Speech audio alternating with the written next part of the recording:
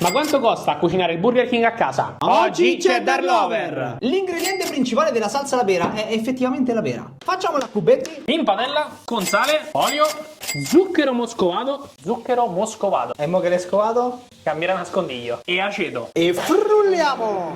Sciogliamo il cheddar a bagnomaria. Quando è sciolto, mettiamolo in un cappapasta. Quando si solidifica, pastella e panatura croccante. E friggiamo. 2 grammi di hamburger in padella. Salsa alle pere, hamburger Disco di cheddar e salsa cheddar. Chiudiamo e assaggiamo. Allora, il nostro sta scoppiando. Sei un po' freddato, però. Cheers. Vabbè, non è male. No. Però, raga, 8,10 €. Andiamo con il nostro. Certo, il nostro È è una caldo. sleppa non indifferente, eh. Cheers. Oh, Qui c'ha senso la salsa alle pere. Perché contrasta è effettivamente. forte, sì, sì.